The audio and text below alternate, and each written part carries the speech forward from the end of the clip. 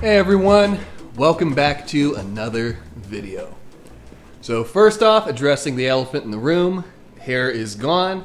If you guys have been around for any duration of time, you know that I grow my hair out once a year, donate it once a year to children with hair loss.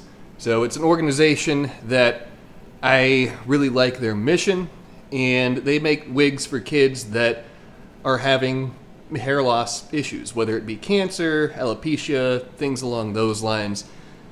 I think that it's difficult enough to be a kid growing up, let alone one that looks different from other kids.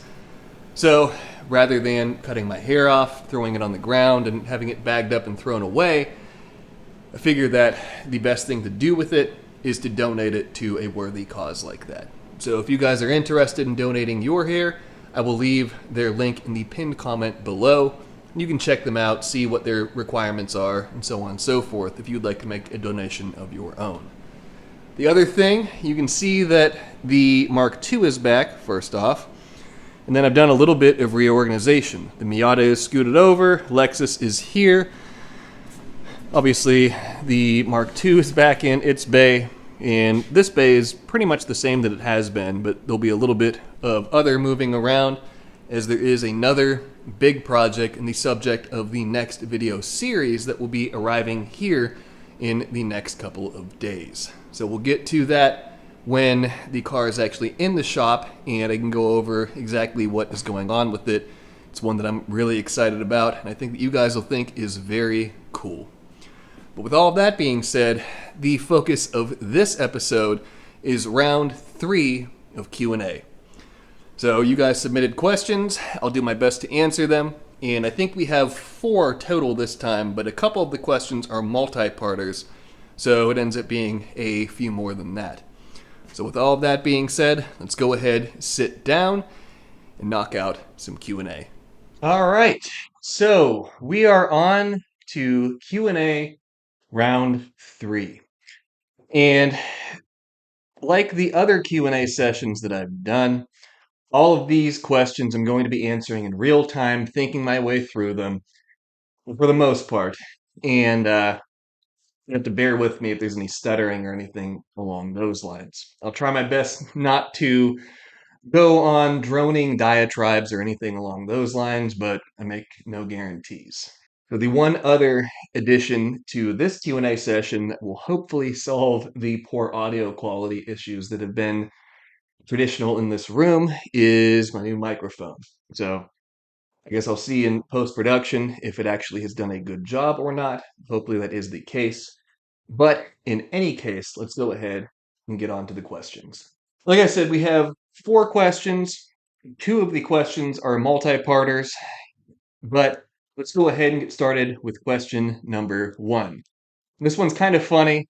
It's an old math word problem, and I've never been good at doing word problems, but with the infinite knowledge that the internet has to offer, I was able to come up with an answer. I don't know if it's correct or not, but I have my little chicken scratch sheet here, and the question reads, if a train leaves New York at 7:05 Eastern Standard Time, headed west at 47 miles per hour, while another train leaves Los Angeles at 7:05 Pacific Standard Time, headed east at 53 miles per hour, how long until they meet? This caused me to have some flashbacks of high school, middle school, whatever, doing these math questions that way, but I gave it my best shot. I don't know if it's correct or not, my answer that is.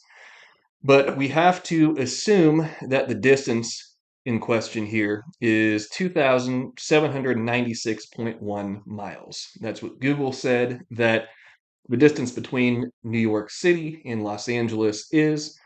So assuming that and factoring in the time changes and all of that, I came up with the answer of 26.5 hours. I'm glad that the question didn't ask exactly where they would meet, as that would have required a little bit more, or a lot of bit more rather, math and figuring and everything else. But 26 and a half hours is what I came up with. If any of you are better at math than I am, or are actual mathematicians, please feel free to correct me. But hopefully I got it right, and maybe you guys can have some fun with this question as well. Question number two reads, how difficult was it to get into exotic metal welding, i.e. titanium and nickel alloys? So the short answer is it wasn't incredibly difficult, but the long answer is it took a long time to get to the point of feeling confident enough to do so. So with titanium and with nickel alloys, specifically Inconel, which is what I work with here, I've always used my vehicles as a test bed for different materials, different concepts, and so on and so forth. And the additions of these two materials into my repertoire or into my resume, I guess, was or were no different. So titanium came first, and I started working with titanium many years ago, even before Icon was around, before Vibrant started offering it, before the litany of different titanium suppliers were in the industry. So I bought my first tubing from a company from Canada called Titanium Joe, and they're still around. They still offer a wide variety of different titanium materials, different shapes, sizes, types of material, so on and so forth.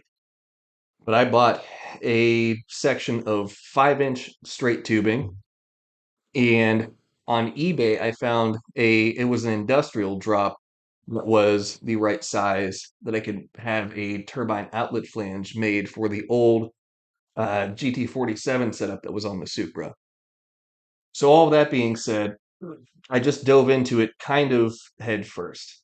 I had purchased, I think from Titanium Joe as well, a little section of like dump tube material, and played around with it, got comfortable enough, still not incredibly comfortable, but comfortable enough where I was confident enough to build that part for the car. So I did my own pie cuts, did all the stuff myself as, again, Tycon Vibrant, the companies that are offering pre-cut pie cuts that are readily available now, those were not available at that point in time.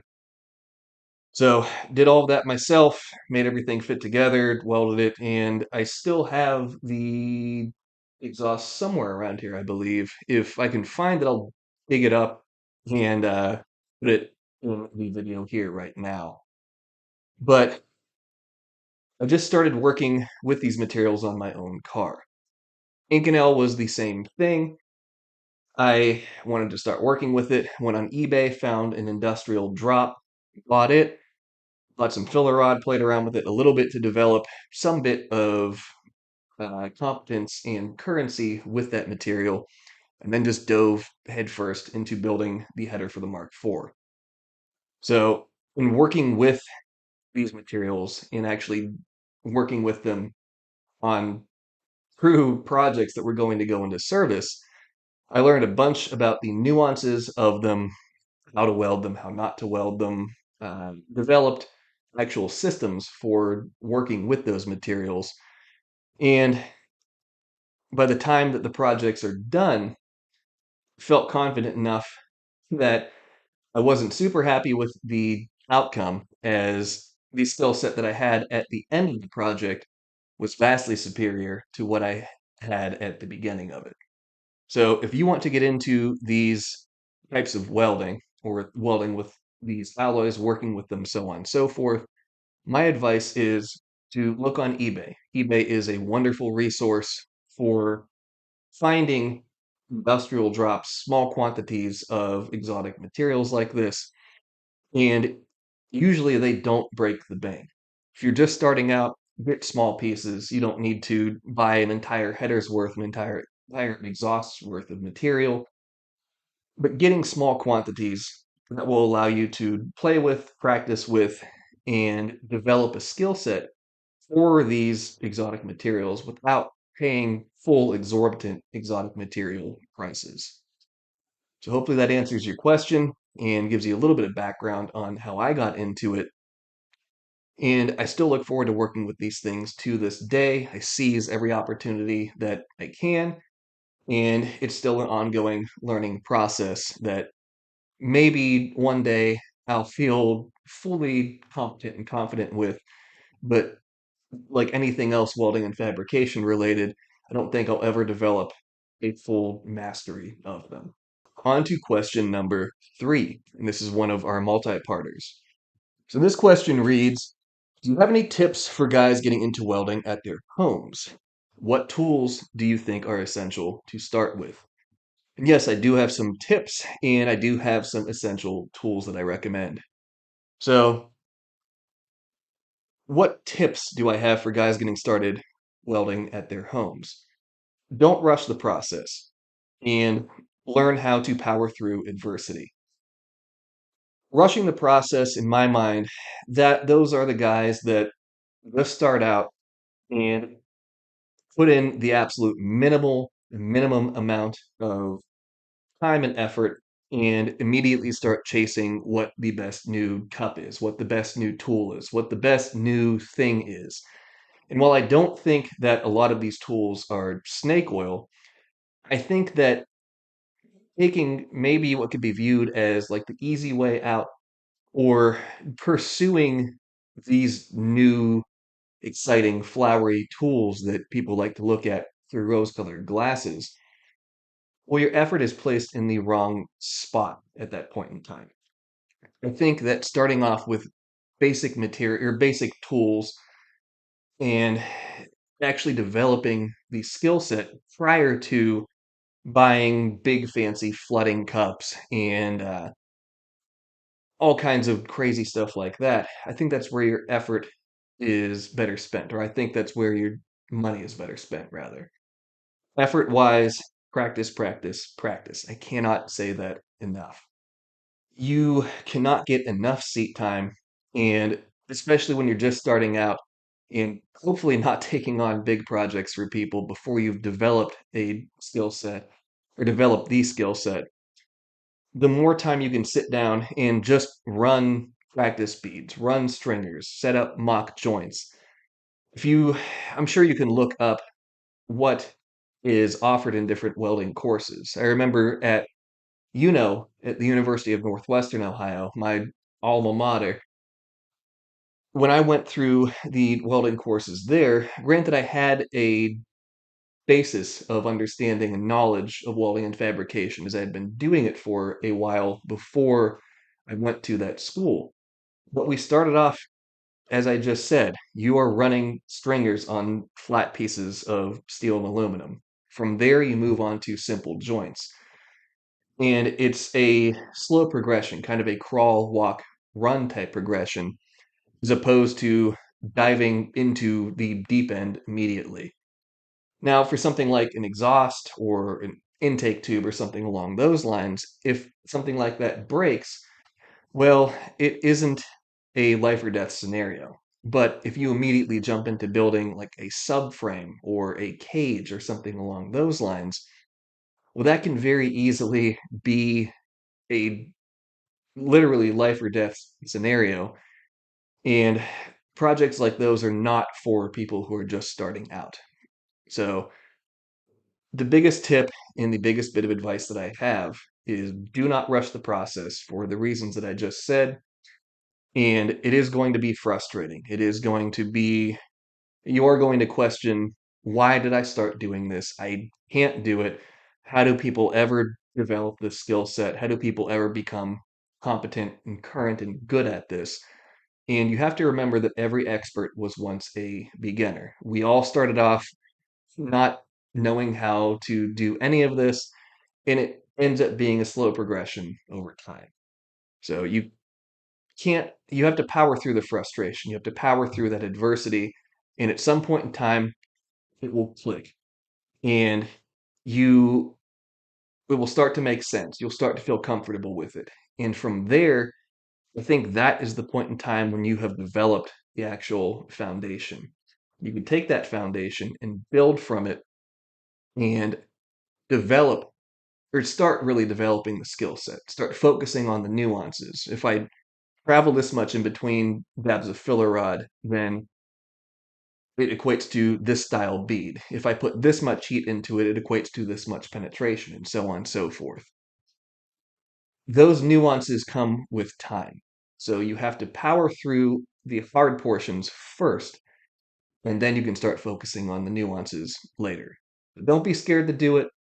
We were all at the point of starting out at one point in time, and the people you see posting the crazy beautiful welds and extremely consistent robotic type welds, that's just the result of a long time of doing the same thing.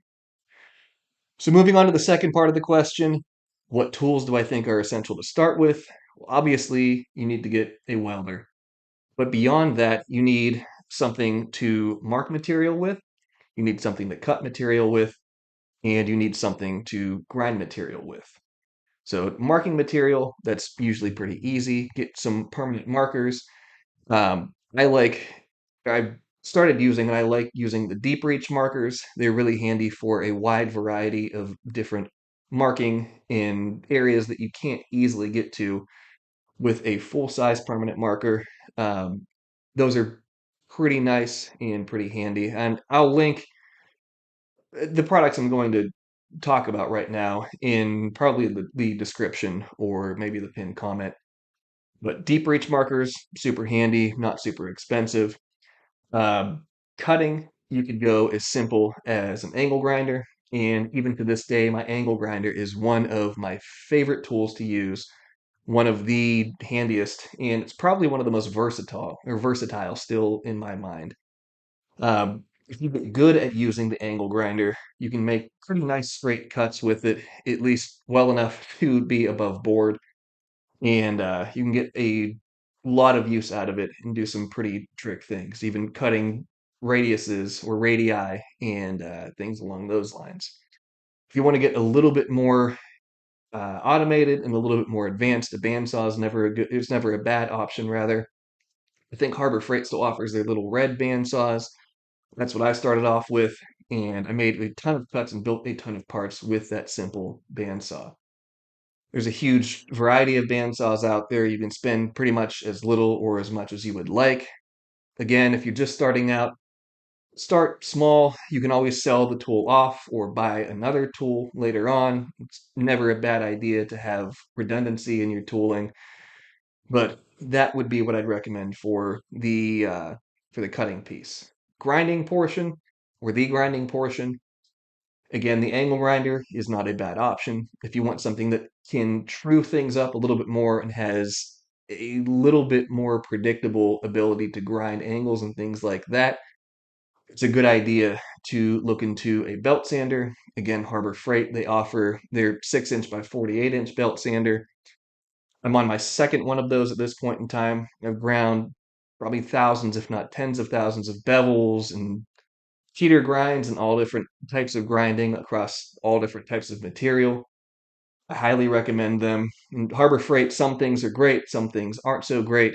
Those 6-inch by 48-inch belt sanders, that's one of the tools there that I get behind very, very much so. And if you pay attention in different videos of shops that are either fab shops or doing fabrication, you'll see those kind of pale green Harbor Freight belt sanders. And I think they've since changed the design. It's a little bit different, not the same color. But you'll see those Central Electric or Chicago Electric, whichever one it is. You'll see those belt sanders in the background very frequently, and a lot of people are using them. So hopefully that gives you a rundown of kind of a beginner set of tools. And you can obviously build from there. You can have a back purging tool set. You can have a bunch of different fixtures and uh, different ways to mark things out, so on and so forth. I guess measuring would be another good thing to have. Simple tape measure, some simple squares, just easy things to do to aid in the drafting process, especially if you're going to build patch cans and things along those lines. Helps to be able to draw straight lines, straight cut lines, things along those lines. And those are kind of indispensable tools. So now, after having forgotten the actual measuring and marking piece, those are kind of my tools that I recommend.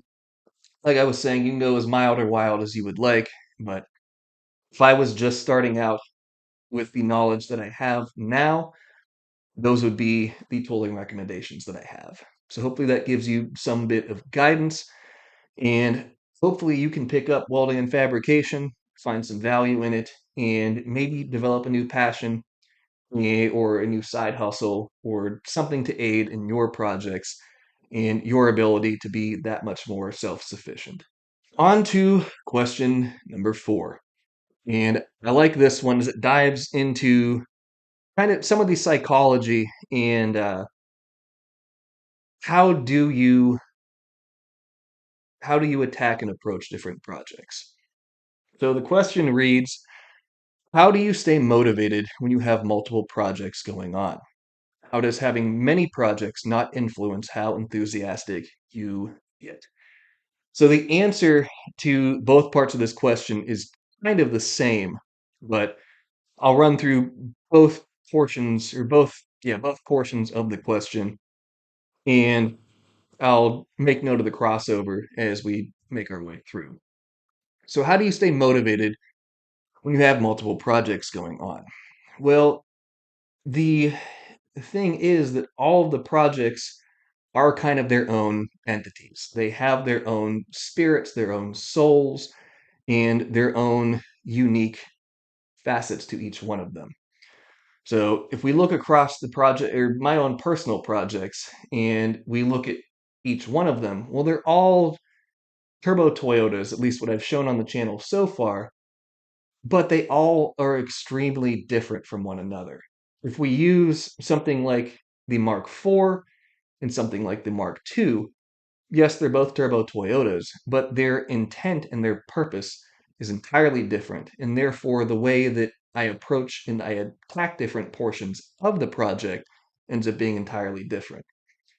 The Mark IV is kind of a purpose-built drag car that's masquerading in streetcar clothes, as opposed to the Mark II that is an incredibly detailed resto mod build where, unlike the Mark IV, where everything was purpose driven, or everything has been purpose driven, everything has to be on the car for a specific reason, the Mark II provided the opportunity to do things just because I wanted to do them. Something along the lines of color coordinating the titanium fasteners under the hood of the Mark II. Is there any performance benefit aside from a slight bit of weight reduction that is frankly quite negligible? Not really. But does it provide an aesthetic benefit? And does it make me feel good in my heart and my soul for having and creating something beautiful? Absolutely.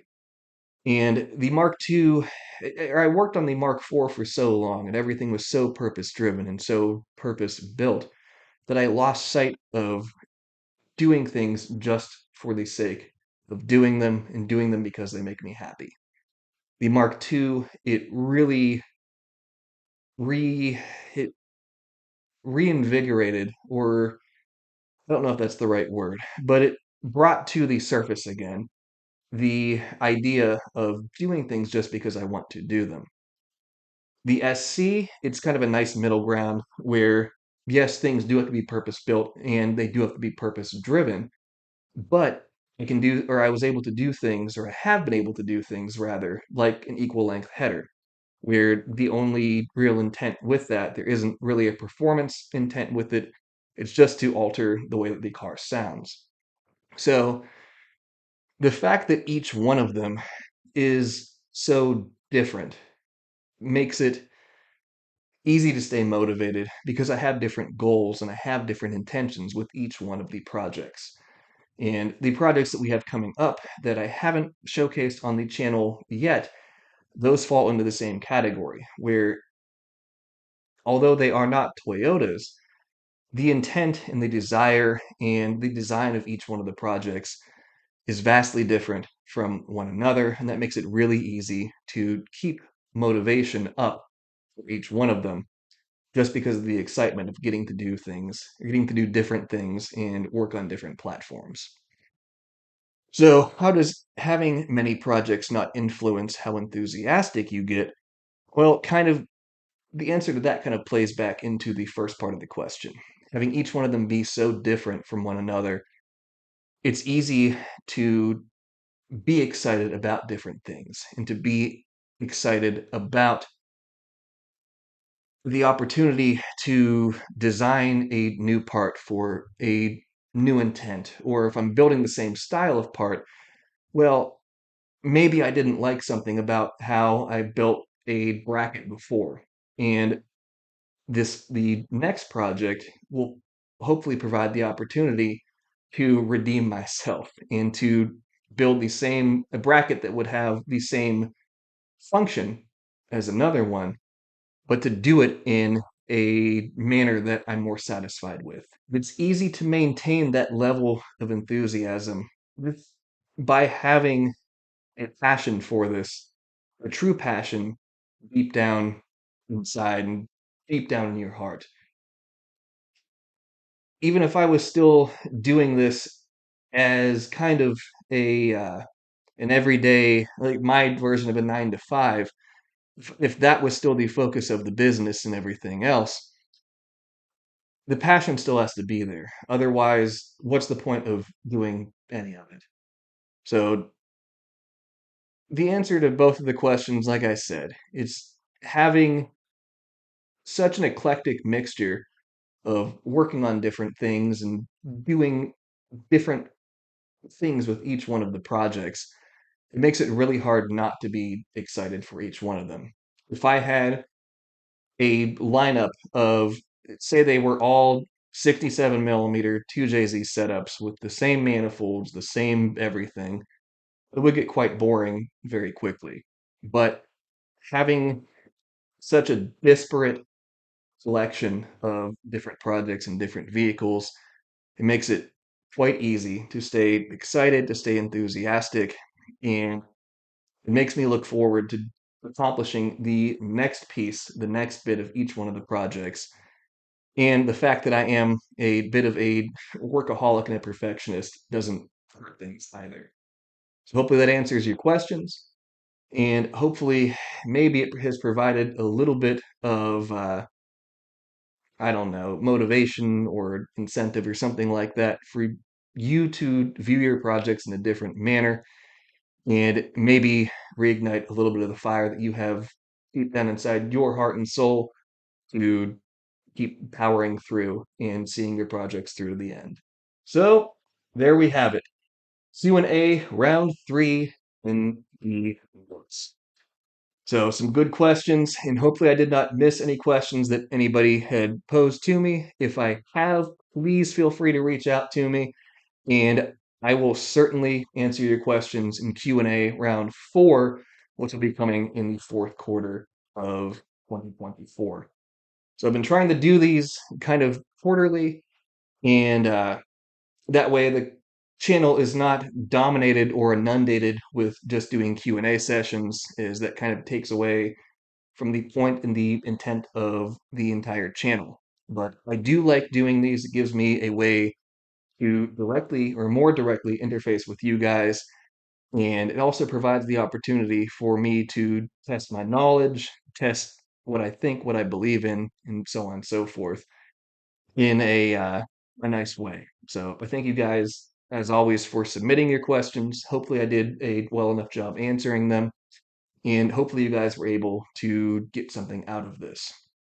So, what we have looking what we have coming in the future to look forward to on the channel. Like I said earlier in the video, I have a big project coming. It's one that I've been very excited about for a long time. Something quite a bit different and quite a bit more extreme than what I've shown on the channel so far. So that should be pretty cool. And I don't want to give too much more information about it and ruin the surprise, but I think we should look forward to that. Probably next week will be the introduction of that project. And I look forward to, to showing it to you guys and sharing it with you all. In addition to that, the Mark II is obviously back. I didn't talk a whole lot about it, but we will cover that in an upcoming video as well. And we'll get it squared away the rest of the way and finally be able to hear what that car sounds like, take it for a drive, and all of that. So we have some things to look forward to. I have a few other projects lined up over winter time that should be pretty interesting. But for right now, before I drone on any more, let's go ahead and wrap this one up. So thank you guys, as always, for coming along on all the different journeys and adventures that we have so far accomplished and undertaken on this channel. It's been a really cool ride. I'm still having a lot of fun with this, and I hope that you guys are enjoying coming along on all of the different journeys and adventures with me. It still it baffles me, it warms my heart, it makes me happy that you guys opt and choose to take time out of your days to come here and see what's going on here. So for that, I thank you from the bottom of my heart. I love you all very much. But with all of that being said, that will be the end of this one. So as always, be sure to subscribe, leave a like, leave a comment. Check out the website for manifolds for merch for all things good that way, including my 15th anniversary t-shirts and hoodies. Those are still available now. They're available through the end of 2024. So if you want to grab a piece of BPA history, that's a good way to do it. And come the end of 2024, beginning of 2025, those will be discontinued and they will be no more. So get them while you can. And if not, then hopefully I offer some sort of a merchandise item in the future that speaks to you and something that you would like to add to your collection. With all of that being said, that will be the end of this one, and I will see you all in the next episode.